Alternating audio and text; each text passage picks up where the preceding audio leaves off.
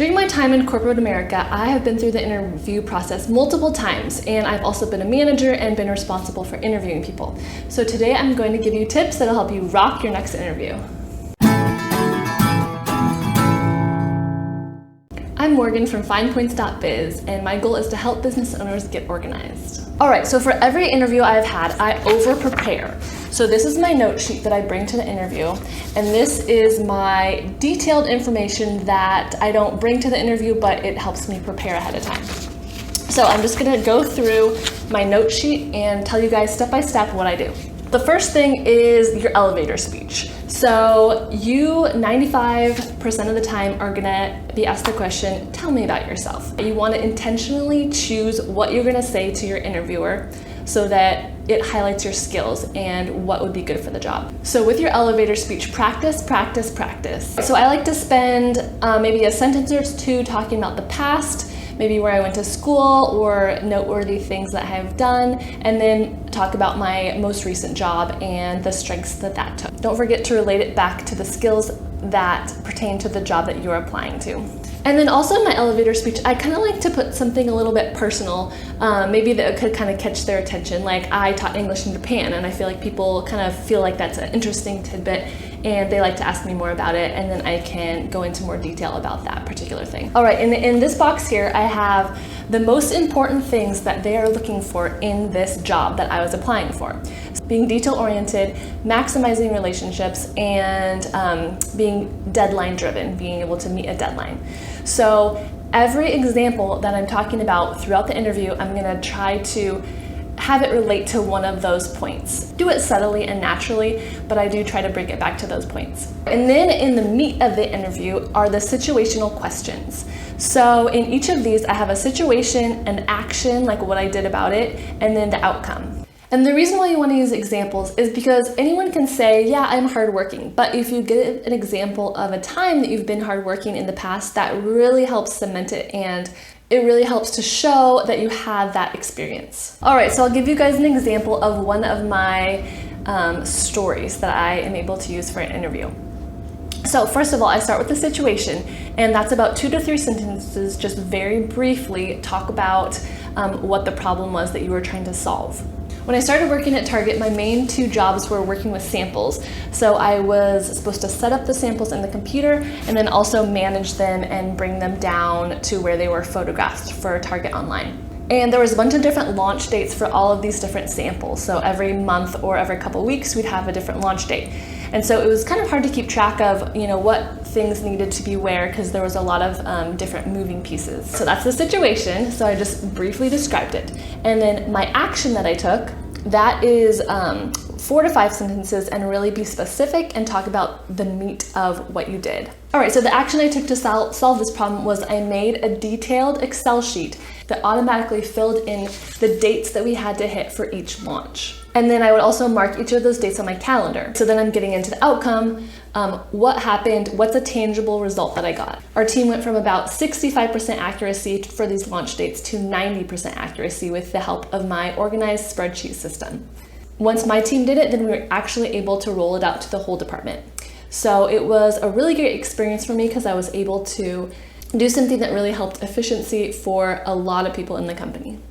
You can see that I started with the situation, went on to the action, what I did to solve the problem, and then the solution with tangible results that go again back to the things that I'm trying to highlight. So I highlighted that I was able to work with other people and maximize those relationships, and also be very detail oriented in the process.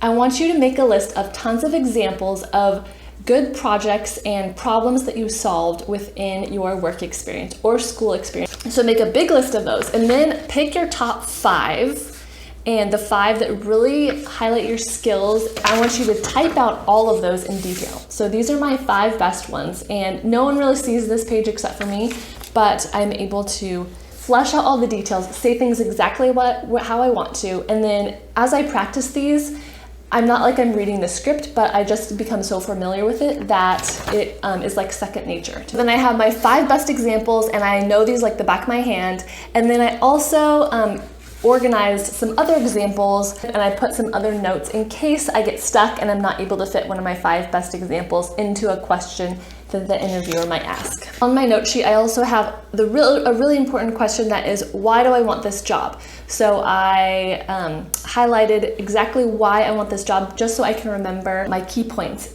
because I know that they want to know that. Okay, and then of course, you need to ask questions at the end. So some questions that I like are, if I were to get this job, what do you see as my #1 priority? And what is the most challenging thing about this job? If I were to get this job, how will I know in a year, looking back, that I have been successful at this job? So definitely ask questions. Don't just say, no, I don't have any questions, because that asking questions shows that you're interested and engaged. All right, and then the last part, everyone commonly prepares their opening, their elevator speech. I think it's just as important to prepare your closing speech as well. So at the very end, you want to leave them with a strong impression. So how I do that is I make sure I am excited and tell them that I'm really excited about the job, and just make sure you have good energy and smile. One other thing you can do in your closing is, if you didn't get to one of your favorite examples, one of your top 5, and you really wanted to convey that to the people that you're interviewing with, then say, oh, there's one more thing that I didn't get a chance to talk about yet, and this is a really cool project that I did, and you can briefly explain it. All right, and another tip someone gave me is bring a physical example of part of a project that you did. So say, going back to that example where I made that spreadsheet, I could bring an actual printout of that spreadsheet to show them that example, and that is really powerful.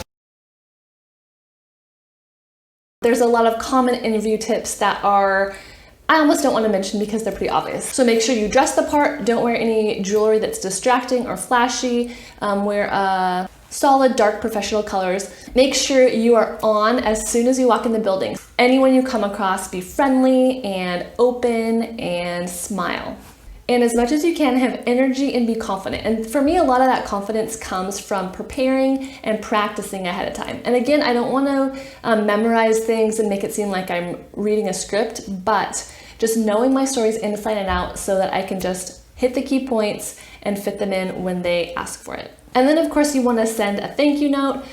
These days I think email is the best way because they get it quickly. In my thank you note, I definitely make it as personal as possible. I try to highlight some of the things that we talked about, maybe like something we have in common. If I lived in Japan and the interviewer lived in Japan, I'll definitely mention that, or anything that you can kind of use to stand out and relate to them is key. And I also just tend to mention my people skills. So I think that a lot of people can be trained for this particular job, but I am easy to work with. I'm a good team player, and that is what will really help me be successful in the long run for this job that I'm interviewing for. And I did want to give you guys an example of exactly what I bring to an interview. Sorry, the lighting isn't great, but I just have this professional looking leather portfolio. And the first thing I do is I just take out my note sheet. It's just tucked under here, and I discreetly put it right here. And I'm really not reading off my note sheet that much. I know these things so well that I really and truly could probably do without it, but it just gives me peace of mind to have it sitting here, and I kind of remember what is where. And then I have some business cards tucked in here. I don't even know if people really use business cards anymore, but I have them. I have an extra pen in this pocket in case this one runs out of ink.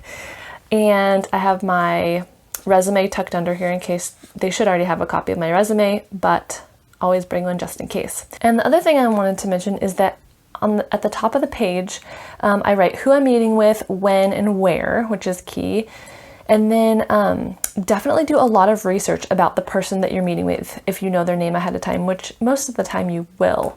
So you can find things everywhere these days. You can find things on LinkedIn, Facebook, just do a lot of internet stalking, and you can find, where they went to school, who they're friends with. So sometimes I'll just write like little tidbits about them that I want to remember to mention, or things that we might have in common and that type of thing. And in addition to researching the person that you're meeting with, definitely also research the business. See what their mission statement is, see what kind of values they have, and mention that definitely in your interview. You could say, oh, I saw on your website that one of the organizations that you support is this, and this is why I'm excited about that. All right, I'm a bookkeeper at FinePoints.biz. Definitely my website will be linked down in the description below if you want to connect or if you want to talk about bookkeeping, if you are a bookkeeper or you need a bookkeeper. Good luck on your interview and prepare.